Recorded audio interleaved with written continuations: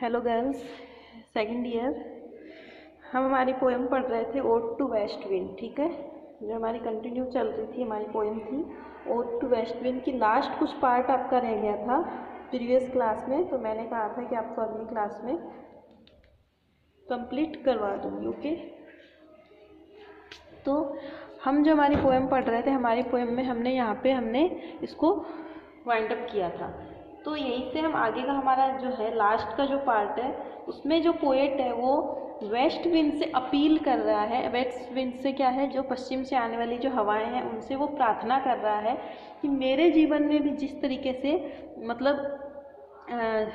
जो दुख आए हैं उनको आप ख़त्म करो, और उसी तरीके से मुझे भी एक तरीके की इसी तरीके की, जैसे कि वेस्ट विंड इसमें पावर और फोर्स का सिंबल दिखाया गया है। तो पोएट इसमें लास्ट का जो 5 स्टेंजा था जब इसमें, तो उसमें पोएट उससे रिक्वेस्ट कर रहा है कि मुझे भी जैसे मेरे जीवन की भी जो लीव्स हैं वो गिर चुकी हैं, मीन्स कि मेरे जीवन में जो सुख था वो जा चुका है, एक तरीके से निराशा आ चुकी है, घोर उसमें दुख में वो डूब चुके हैं। तो वो ये कहना चाह रहे हैं कि वो चाहते हैं कि उसके जीवन से भी जिस तरीके से पत्ते चले जाते हैं और नए पौधे वगैरह उत्पन्न होते हैं, उसी तरीके से उनके जीवन में भी वापस से सब कुछ वैसा ही हो जाए।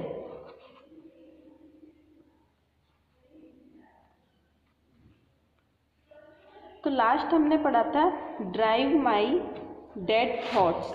Drive my dead thoughts, here the dead thoughts. Dead thoughts means कि जो थॉट्स मर चुके हैं, जो विचार मर चुके हैं। ड्राइव मीन्स ड्राइवर से होता है ड्राइव, उनको आप हटा दो। ओवर द यूनिवर्स, पूरी सृष्टि में, सिर्फ मेरे ही नहीं पूरे संसार में जो चीज़ें, जिस तरीके से लोगों के विचार जो हैं वो एक तरीके से क्या हो चुके हैं, मर चुके हैं। तो वो ये चाहते हैं कि उस पूरी सृष्टि में आप बदलाव लेके आओ, उसी तरीके से एक पावर दो, मुझे भी इस तरीके का पावर दो ताकि मैं भी पूरी सृष्टि में क्या कर सकूं, बदलाव ला सकूं।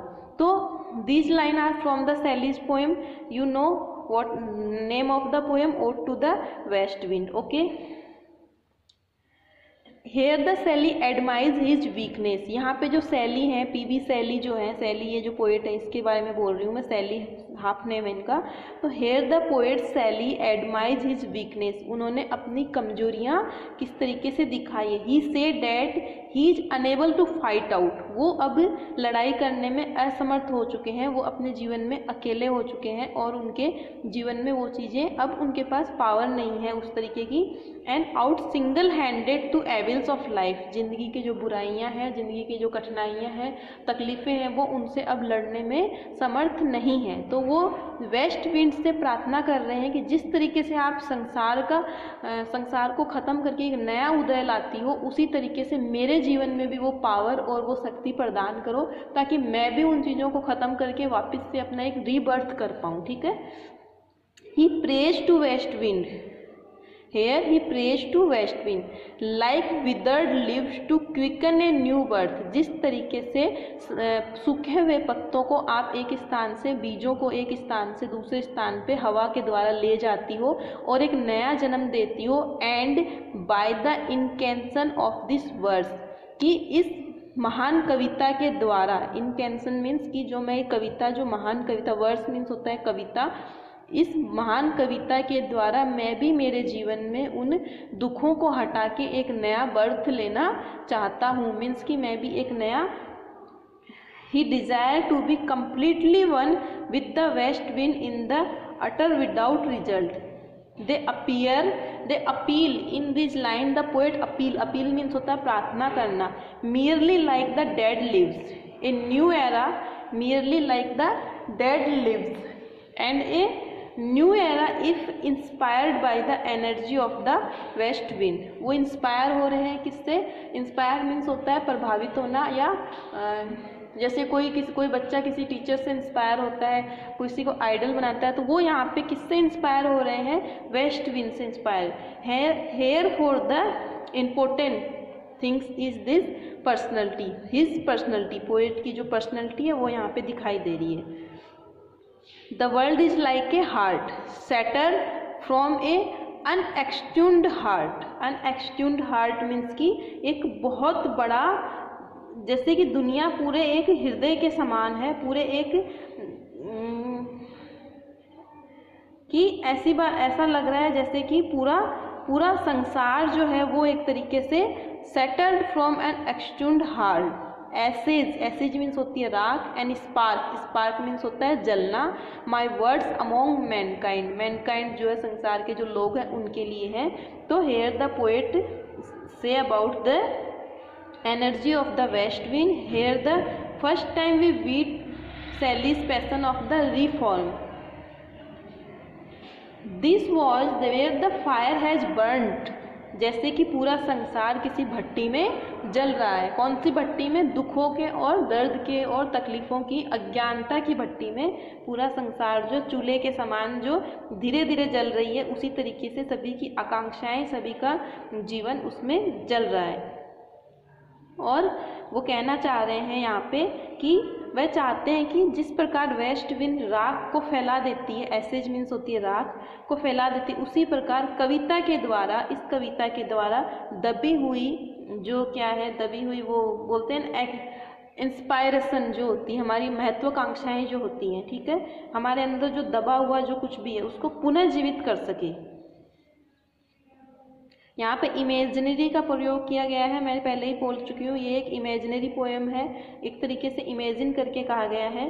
तो पश्चिम की हवाओं से वो कहता है कि किस तरीके से वो इस तरीके से बदलाव। Be through my lips to unawakened earth, unawakened earth means सोई हुई जो दुनिया है, उसको मेरे होठों से निकले हुए इन शब्दों के द्वारा, मेरे विचारों के द्वारा इस संसार को आप जगाइए, आप उसके अंदर बदलाव लेके आइए।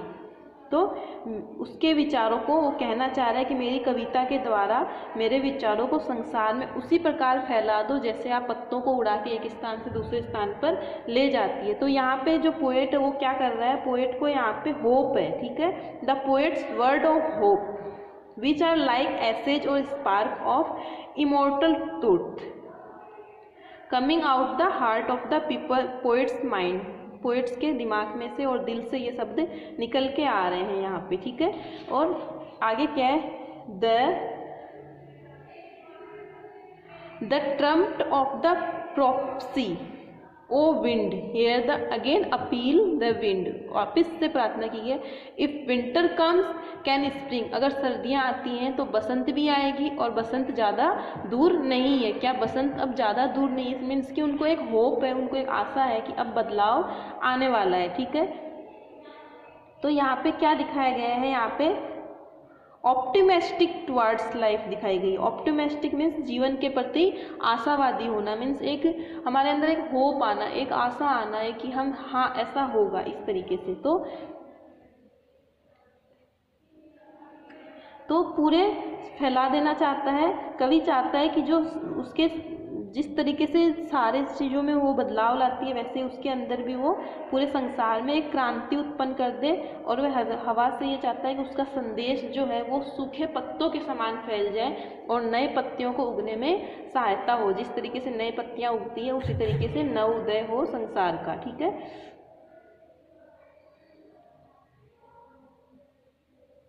और वो फिर वेस्ट विंड से प्रार्थना करता है अपने शब्दों को फैलाएं, और वेस्ट विंड से वो कहता है कि जिस प्रकार से स्त्री और पुरुष इस संसार में अज्ञानता में सोए हुए हैं, मीन्स कि वो जैसे कि अवेक्ड अर्थ मीन्स जैसे कि पूरी दुनिया सोई हुई है, दुनिया के स्त्री पुरुष बच्चे जो हैं वो सब कोई सोए हुए हैं। इसलिए वह वेस्ट विंड से अपील करता है। और the message of the poet कहता है कि उसको आशा है और वो प्रेम का संदेश, the message of hope and love. तो spreading his message of hope and love, उसकी आशा और प्यार का जो मैसेज है, उसके थॉट्स जो उनके लिप्स, उसके होठों से जो निकल रहे हैं वो पूरे संसार में फैले और उन लोगों तक पहुँचे, ठीक है। कवि एक तरीके का संदेश देता है कि यदि द ट्रम्प ऑफ ए प्रॉफेसी, वो एक तरीके से ये कहना चाहता है कि जैसे कि यदि आज सर्दी के दिन है, इफ़ विंटर कम्स, तो आने वाले समय में बसंत भी आएगा। मीन्स कि दुख है तो सुख भी आएगा। ये कहते हैं ना कि दुख के दिन हमेशा नहीं रहते, सुख भी आता है, बदलाव होता रहता है। तो सेम केस में यहाँ पे पोएट कह रहा है कि आगे की व्याख्या के विस्तार से स्पष्ट किया गया है कि ज़्यादा दूर अब जो है, स्प्रिंग अब ज़्यादा दूर नहीं है। तो इस तरीके से ये पोएम है कि इस पोएम के द्वारा, वेस्ट विंड के द्वारा पोएट ने ये एक्सप्लेन किया है कि परिवर्तनशीलता किस तरीके से संसार में लाई जाती है, जो एक हवा के द्वारा इसमें उन्होंने दिखाया है। ठीक है,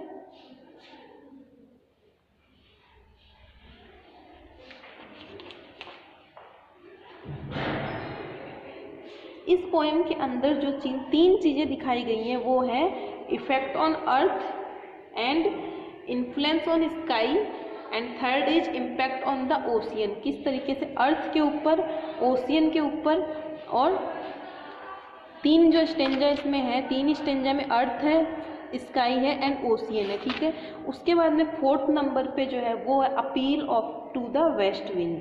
अपील की गई है किससे? 4th नंबर पे अपील मीन्स की प्रार्थना की गई है। इसमें जो इसमें है वो क्या है? अपील की गई है मीन्स प्रार्थना की गई है। और 5th नंबर पे है message of the hope and love. Message and the hope and love, पूरी दुनिया को वो प्यार का और आशा का संदेश देना चाहता है। ठीक है, तो इस तरीके से है। तो फिर से बता दूं, कविता की जो ओड टू वेस्ट विंड कविता है वो क्या है?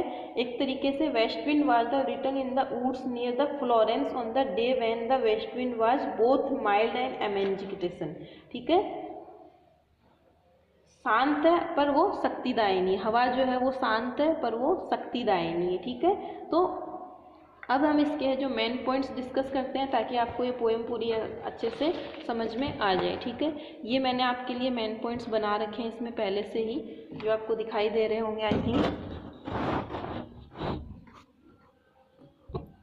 ओके, तो ये आपके मेन पॉइंट्स है। तो पहला पॉइंट है आपका ode to the west wind. ठीक है, ode to the west wind में इंट्रोडक्शन टू द पोएट है। सबसे पहले आपको क्या करना है? पोएट का इंट्रोडक्शन करना है, जो मैं आपको बुक में बता चुकी हूँ कि कहाँ से। ये जो हाईलाइटेड किए हुए हैं आप लोग देख रहे हो इसमें, ये जो हाईलाइटेड है आपके, ये हैं आपके मेन पॉइंट्स। ठीक है, ठीक है, ये आपका पोएट का हो जाएगा। उसके बाद में आपको यहाँ पे पोएट का मिल जाएगा और नेक्स्ट आगे ये हाईलाइटेड जो भी है मैं इनकी फ़ोटो क्लिक करके सेंड कर दूँगी आप लोगों को, ताकि आप लोगों को ईजी रहे समझने में। Okay,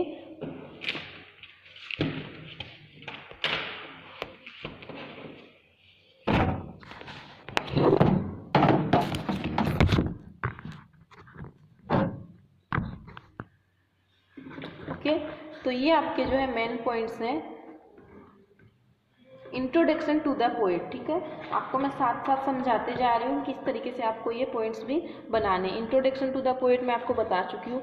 about the poem, poet में क्या है? अबाउट द पोएम के अंदर ये देखो, ode to the west wind published in 1820 in perhaps the greatest of the Shelley lyrics, it is a lyric of great complexity, the natural pattern of the leaf cloud and waves. ठीक है, ये हो गया। फिर इसके बाद में आपके पास यह आता है metaphor succeed metaphor and simile after simile with the wide repetition.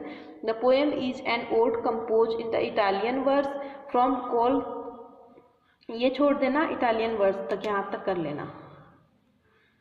Each stanza plan like a second sonnet content 14 lines, these line are the iambic parameter, ये आ गया। ठीक है, the poem is compose in the Italian verse, वही वाली चीज़ आ गई।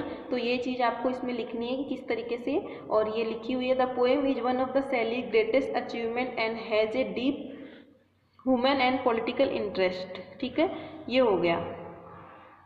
The natural pattern of leaf cloud and waves, क्या दिया गया है इसके अंदर? लीफ क्लाउड और वेव्स, पत्ते, आकाश और समुद्र की लहरों का एक तरीके से यहाँ पे पैटर्न दिया गया है। ठीक है, किस तरीके से इस पर प्रभाव दिया गया है। तो आप जब इसमें क्वेश्चन आंसर कर रहे होंगे तो आपको इसके आंसर इसमें मिल जाएंगे। ठीक है,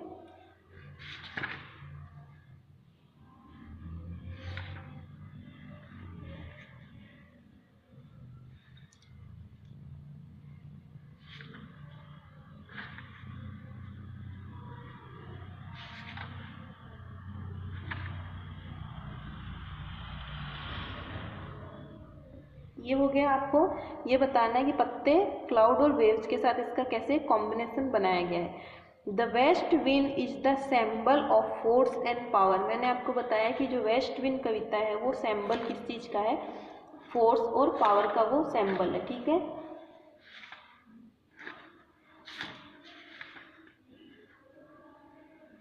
तो आपके जब ये इसमें आप पढ़ोगे स्टेंजा वाइज ये है जो इनमें आपको मिल जाएगा कि ये जैसे appeal to west wind, address to prayer the west wind, ये इसमें आप पढ़ोगे तो यहाँ से आपको इसमें नोट्स बनाने में आपको मिल जाएंगे। ठीक है। Shelley was inspired by the idealism of political action. ठीक है, किससे इंस्पायर्ड थे वो? आइडियलिज्म और पॉलिटिकल एक्शन जो हो रहे थे उस टाइम के, जो संसार में जो चल रही थी चीज़ें, उनसे वो इंस्पायर्ड थे, उनसे वो बहुत ज़्यादा दुखी थे। ठीक है, देखो ये फोर्स एंड पावर वाला आपको ये यहाँ पे मिलेगा। The west wind is the symbol of force and power, the poem embrace with in the vast swift of whole universe the earth the sky and the ocean, then for a time consulting upon the poet's own personality it reaches out of the whole mankind. ठीक है, ये आपको यहाँ पे मिल जाएगा यहाँ से। ठीक है, फोर्स एंड पावर का हो गया आपका। ठीक है, एंड दूसरा है Shelley was inspired by the idealism and political action. ठीक है, ये आपको मिल जाएगा। This poem is one of Shelley's greatest achievement and has a deep human and political interest. ठीक है, he composed this poem after he left England forever and he had been refused to guardianship of his own children from the first wife। ठीक है, तो ये आपको यहाँ तक मिल जाएगा यहाँ पे। ठीक है, आगे message of hope and invincible optimism. ठीक है, किस तरीके का है ये मैसेज दिया गया है? एक तरीके का आशा का, और यहाँ पे आप देख रहे हो message of hope and invincible optimism, page number 211। ठीक है, मैं पेज नंबर लिख दे रही हूँ इनके आगे ताकि आप लोगों को इजी रहे। एंड ये वाले हैं आपके 207 207 207।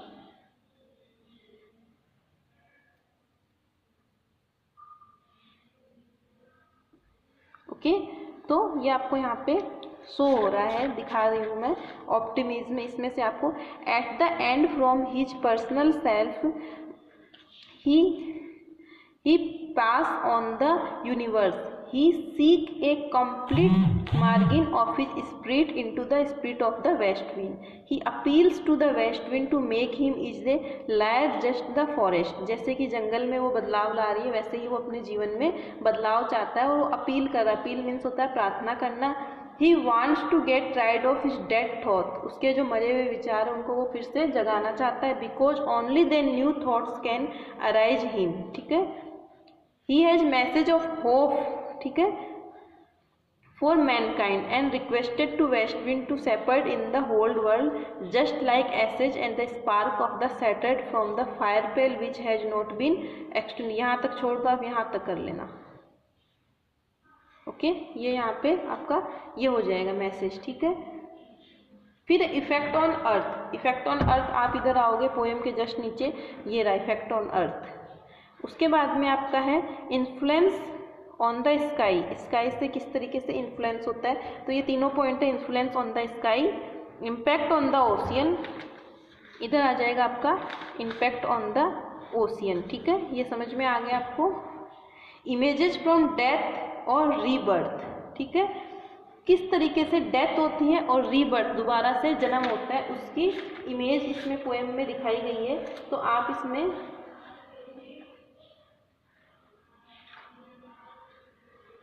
पेज नंबर आपको 238। ठीक है,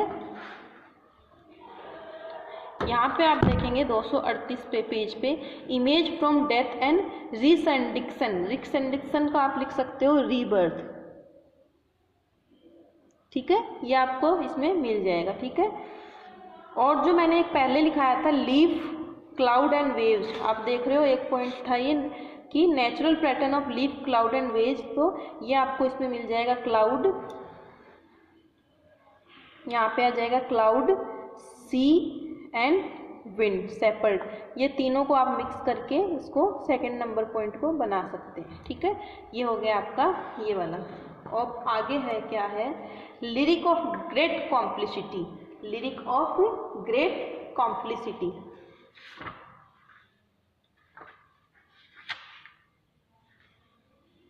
ये आपको यहाँ पे मिलेगा लिरिक ऑफ ग्रेट कॉम्प्लिसिटी, ठीक है, पेज नंबर 243, ये पेज नंबर है आपके 243, ठीक है। Pair of the poet, pair of the poet, ये भी आपको यहाँ पे जस्ट इसके नीचे पेयर ऑफ द पोएट मिल जाएगा 243। स्टेंजा फॉर्म इसकी कैसी है, स्टेंजा फॉर्म आपको मिल जाएगा 244 पे, यहाँ पे स्टेंजा फॉर्म, ठीक है। तो ये आपकी हो गई पोएम कंप्लीट। आप इसके नोट्स आराम से बना लेना, सारे मैंने बता दिए हैं आपको। और एक इसमें जो मैं आपको नीचे बता रही हूँ, इसमें जो है मोस्ट क्वेश्चन जो आपको कौन कौन से पढ़ने हैं इसमें, वो आपका है, एक तो आप इसमें ये पढ़ लेना, write a critical appreciation of Shelley's ode to west wind, ठीक है, ये वाला क्वेश्चन नंबर कितना है, ये 4, question number 4, page number 243। Next इसका आपको है मोस्ट क्वेश्चन है क्वेश्चन नंबर 2, पेज नंबर 237, ठीक है, ये वाला, use of the imaginary in Shelley's ode to the west wind, ठीक है, ये हो गया आपका। तो ये पोएम आपकी कंप्लीट हो गई है। ये आपको मिल जाएंगे तीनों 210 पे और 210 पे और 211 पे, ठीक है, ये आपको बता दिया, ये मैंने बता दिया आपको। आई थिंक आप सारे पॉइंट्स आपके क्लियर हो गए होंगे, ये मैंने आपको बता दिया, ये भी बता दिया। तो अब इसमें आपको क्या करना है, आपको अब नोट्स बनाने हैं। मैटर मैंने आपको बुक में बता दिया है कहाँ पे है, पॉइंट्स मैंने आपको सामने दिखा दिए हैं। आई थिंक अब आपको शायद कोई प्रॉब्लम नहीं आनी चाहिए इनको बनाने में, और मैं इनकी फ़ोटो क्लिक करके आपको सेंड कर दूँगी, ठीक है। तो ये पोएम आपको अभी कंप्लीट कर लेनी है। नेक्स्ट पोएम हम पढ़ेंगे इसमें ओड टू वेस्ट विंड हो गई आपकी, ओड टू ऑटम,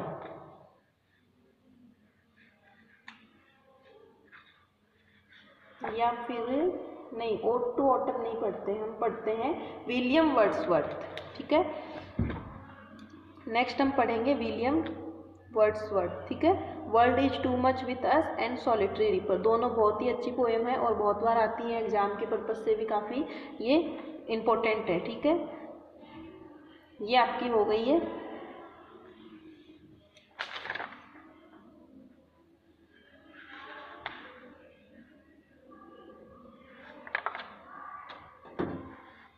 तो हम नेक्स्ट इसमें पढ़ेंगे विलियम वर्ड्सवर्थ। विलियम वर्ड्सवर्थ का आपको ये इंट्रोडक्शन है, मैं आपको दिखा दे रही हूँ। The world is too much with us, William Wordsworth. तो इंट्रोडक्शन आपको पढ़ना है।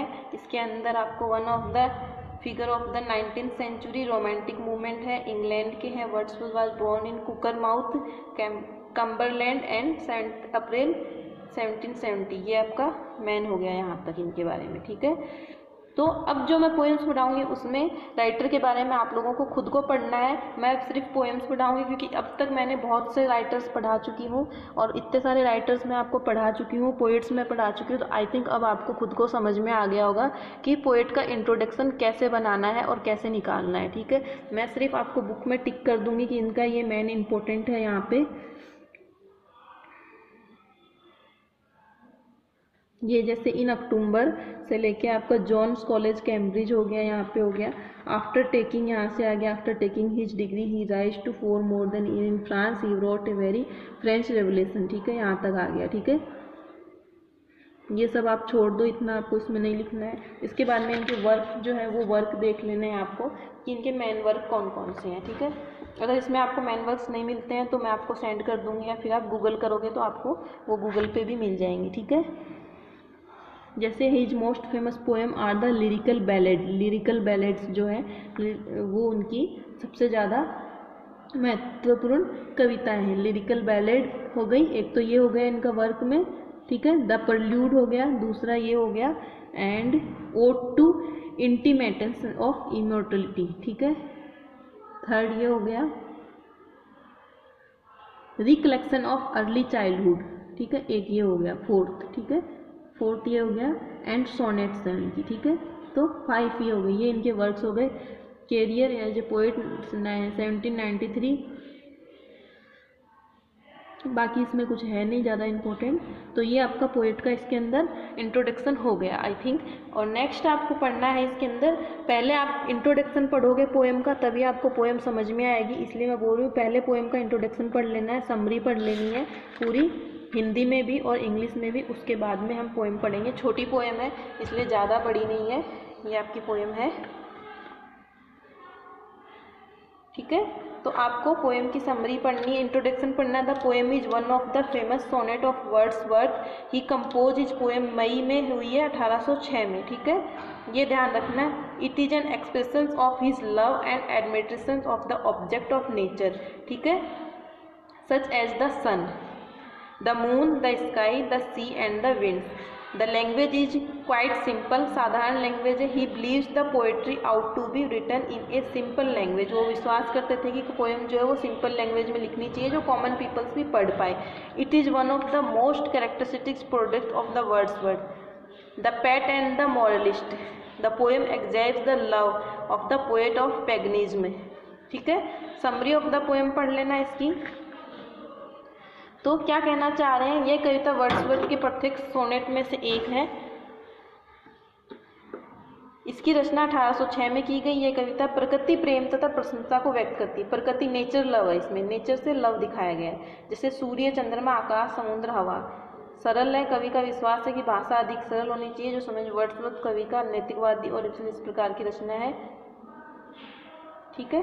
कविता का सारांश देखते हैं। लोगों को अत्यधिक भौतिकवादी होते देख कवि को दुख होता है। इसमें प्रकृति के प्रति कोई प्रेम नहीं है।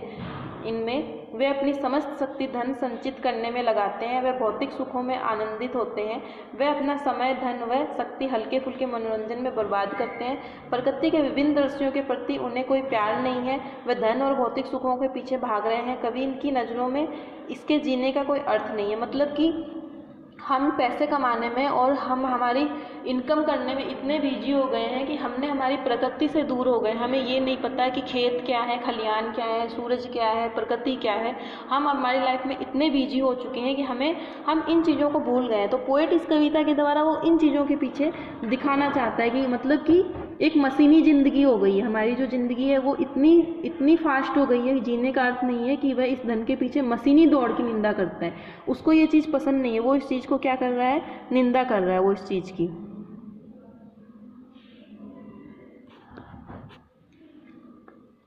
ठीक है। बढ़ती हुई भौतिकवादिकता से कवि इतना दुखी होता है कि वह पुनः पैगनवाद जो जब ये मशीन वगैरह नहीं चला करती थी, बहुत पहले का जो युग हुआ करता था, उस युग में चला जाना चाहता है। वो चाहता है कि वापस से मैं उसी युग में चला जाऊं।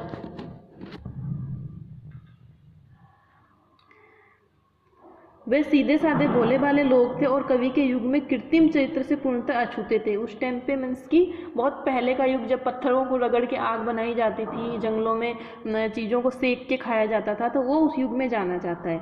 तो कवि प्राकृतिक आनंद को ले सकेगा, चाहता है कि मैं उस युग में चला जाऊँ और मैं उस युग के आनंद को ले पाऊँगा।